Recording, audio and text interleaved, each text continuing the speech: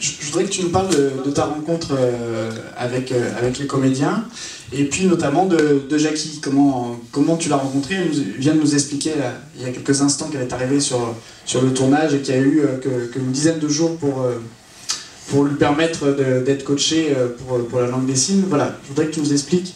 Peut-être d'abord, je vais passer la parole peut-être à Jackie aussi, et puis avoir aussi ta version. Ce film a été fait dans une certaine mesure dans la précipitation, à savoir que je disposais de quelques budgets, pas énormes, puisqu'on a commencé le film, on disposait de 113 000 € exactement, puisque je suis producteur du film, donc comptable du film, 113 000 € et pas un centime de plus, qui ont été investis dans la préparation et dans le tournage du film. Ensuite, évidemment, il a fallu chercher le reste pour faire toute la post-production, et le film est d'un budget d'un peu moins de 300 000 € au total. Et pourquoi je dis qu'il a été un peu improvisé, il a été un peu précipité, c'est parce que je n'avais plus le choix.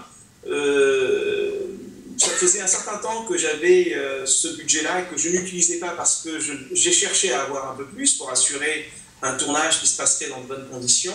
Malheureusement, j'ai pas eu cette possibilité-là. Et une des subventions, enfin, un des organismes qui m'avait donné cette subvention, en l'occurrence le ministère des Affaires étrangères, m'a signifié au mois de février-mars que en septembre, si je n'avais pas utilisé la somme qui m'était réservée, elle serait supprimée. C'est sur des questions de comptabilité publique qui peuvent parfaitement se comprendre. Donc je n'avais pas le choix. Je suis donc parti en juin-juillet préparé, mai-juin-juillet préparé, on a tourné très très vite, donc ça n'a pas été, je n'avais pas le choix. Et toute cette précipitation-là, probablement, je pense que le rythme échevelé du film a quelque chose à voir avec la précipitation et la fébrilité et le manque de moyens dans lequel on a fait ce film-là. Et puisqu'on parle du travail avec les acteurs, je veux d'abord, j'ai une pensée émue pour mon ami Mousse Diouf, qui est arrivé sur ce film-là. Il était déjà malade, mais je ne sais pas du tout si ça avait un rapport avec le double AVC qu'il a eu quelques mois plus tard. Mais il venait du Maroc d'ailleurs, il venait de Rabat. Il était très malade et dans le film, d'où sa performance d'acteur, on ne le voit pas. Mais Mousse Diouf ne pouvait pas tenir sur ses jambes. À savoir que il était alité tout le temps, on le sortait du lit, on l'habillait, on l'amenait sur le plateau, il tournait, on le ramenait dans sa chambre, on le déshabillait, on le remettait au lit. Et il était bourré de médicaments quand il tournait. Voilà, ça c'est pour rendre hommage à Mousse Diouf, ce grand ami avec lequel j'ai fait aussi Le Sourire du Serpent. Tu disais que tu l'avais présenté à Lille, effectivement. Donc voilà, ce film me ramène toujours à lui, puisque c'est celui qui est absent maintenant parmi nous. Quant aux acteurs, William Nadilan, qui joue le rôle principal, je le connais depuis de très très longues années. C'est un acteur qui a été formé entre autres par Peter Brook et par le théâtre en Angleterre. C'est aussi un métis, de père camerounais et de mère indienne. Et on avait, depuis très longtemps, on parlait à chaque fois qu'on se rencontrait de l'idée de tourner un jour ensemble. Et moi j'adorais ce comédien, enfin j'adore toujours ce comédien qui a un charisme et une facilité à se fondre comme ça dans les désirs d'un réalisateur qui sont assez impressionnants. Et voilà. Et ce rôle-là, lorsque je l'ai écrit, j'ai pensé à lui, il correspondait parfaitement au profil. Quant à mon ami Jackie Tavernier, que je connais depuis, allons-y pour ne pas nous rajeunir, depuis une bonne quinzaine d'années. Évidemment, je ne pensais pas à elle parce qu'elle était absente. Elle était, pour la petite histoire, Jackie, quand elle tournait ce film, était directrice d'une école maternelle, pour la petite histoire. Et donc, était enseignante. Et elle était partie en Guyane, je crois. Donc, on s'était perdu de vue depuis très longtemps. Et lorsque j'ai été dans l'incapacité de faire le film avec une vraie malentendante que j'avais choisie, avec laquelle j'avais travaillé pendant 3 mois. Sa mère s'est opposée à sa participation au dernier moment en raison des scènes de nu, entre autres. Elle était d'origine sénégalaise et sa mère redoutait les on-dit, redoutait les rumeurs à Dakar, parce qu'ils avaient de la famille à Dakar. Donc, sa mère a mis son veto la veille du début du tournage. Donc, effectivement, j'étais totalement dans le désarroi, mais en même temps, comme je produisais et que je réalisais, il fallait que la machine avance quand même. Et je me suis souvenu d'avoir rencontré Jackie Tavernier une semaine avant de partir pour Dakar et commencer mon tournage. Nous étions invités par une amie commune au même anniversaire. Et cet ami m'avait demandé de faire les photos de l'anniversaire. Donc j'étais le photographe de la cérémonie et j'avais pris beaucoup de photos de Jackie Tavernier. Donc elle avait impressionné ma rétine à ce moment-là et je me suis souvenu d'elle. Et voilà comment, voilà le hasard qui fait que je l'ai appelée, j'ai cherché à la joindre à Paris. Elle était à Avignon, au Festival d'Avignon. Je lui ai envoyé par mail le scénario et je lui ai demandé une réponse extrêmement rapide. Je crois que je lui ai envoyé en fin d'après-midi et le lendemain matin, elle m'appelait pour me dire son enthousiasme.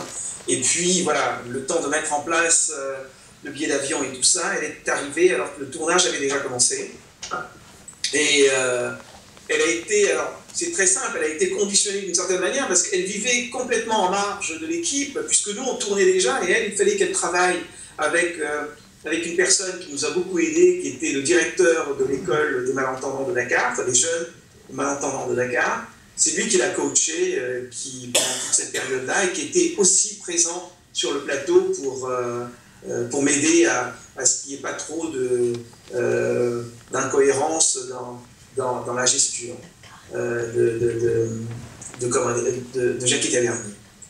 Voilà à peu près comment s'est passé le travail, mais bon,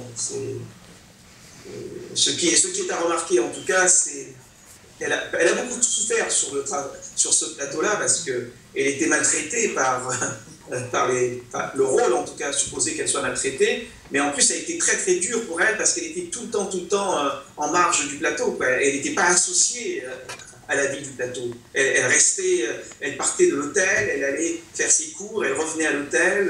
Nous, quand on revenait, on n'avait pas le temps de la voir parce qu'on tournait de jour et de nuit, on était épuisés. Elle a été jetée comme ça dans le bain du film, sans avoir d'autres connexions avec les gens du tournage. Elle ne connaissait personne, elle connaissait un peu William, mais il n'y a que moi qu'elle connaissait voilà, donc je tiens encore une fois de plus à la remercier, à l'embrasser et à saluer sa performance. Jackie, justement, toi, tu peux ça, c'est la version donc, de Mama. Toi, de l'intérieur, comment tu as vécu ce tournage-là, avec toutes les difficultés que décrit Mama? Comment toi, tu l'as ressenti? Est-ce qu'il y a des moments donnés où tu t'es senti vraiment... tu avais envie de tout arrêter ou... Est-ce que tu peux nous expliquer un peu? Je ne pouvais pas tout arrêter, étant donné que j'étais embarquée dans l'aventure, et une aventure passionnante. D'ailleurs, c'était un challenge, justement, à relever, et c'est en ça que c'était aussi intéressant. Le personnage en lui-même était très intéressant à travailler. Et bon, c'est vrai que j'étais en marge, mais j'avais quand même l'impression enfin, je faisais quand même partie de l'équipe. Donc, je veux dire, tous les éléments sont essentiels. Et puis, voilà, j'ai été coachée par ce monsieur qui était, comment dire, assez efficace, on va dire, très efficace. Et puis, bon, Mama aussi, je crois, savait exactement ce qu'il voulait. Donc, voilà, je trouve qu'il, comment dire, bon, je crois qu'il avait la manière... l'art et la manière de me rassurer d'une certaine manière et en même temps d'obtenir ce qu'il voulait. Je parle notamment, bon voilà, il m'avait averti quand même pour les scènes de nu. Et effectivement, bon, c'est pas forcément évident, voilà quoi. Surtout que je suis hyper pudique, enfin. Voilà, mais globalement, moi je trouve que c'était une équipe vraiment. Voilà quoi, j'ai dû prendre le train en marche et évidemment je peux pas dire que c'était simple tous les jours, mais voilà, donc je travaillais effectivement de mon côté pour camper le personnage. Mama, je sais plus dans quel article j'avais lu que tu disais que le personnage de Jackie était une métaphore de l'Afrique. Est-ce que tu peux nous en dire un petit peu plus sur ce que tu voulais dire par ça? Comme je travaille dans une certaine rapidité, j'écris et je pense après, en fait. C'est-à-dire que c'est après d'avoir écrit mon film et tourné mon film, monté le film, que je l'ai compris d'une certaine manière, tu vois. Et donc, ce que j'ai compris de ce personnage, après coup, c'est que de la manière dont je l'ai construit, pourquoi j'ai choisi un personnage pourquoi a surgi dans mon imaginaire un personnage qui est à l'écart, d'une certaine manière, de la société par son handicap, par cette différence. J'ai compris après coup que d'une certaine manière, elle symbolisait, par sa douleur, par sa souffrance et par la manière dont elle était traitée, par son mutisme, elle pouvait être une incarnation de l'Afrique d'aujourd'hui, celle qui m'importe, celle dont je veux parler. Voilà. Et le traitement qu'elle subit et la tragédie dans laquelle elle est plongée. Moi, je vais régulièrement en Afrique, j'y suis 2 fois par an, et ce qui me saute à la gorge à chaque fois, c'est cette impossibilité, c'est cette oppression, c'est-à-dire même respiratoire, quoi. Je suis oppressé quand je vais en Afrique, quand je vois la situation et la dégradation de la situation, quand je vois l'état de la corruption généralisée, et quand je vois aussi que cela se fait au vu et au su de toutes les puissances, hein, qui organisent même cette corruption.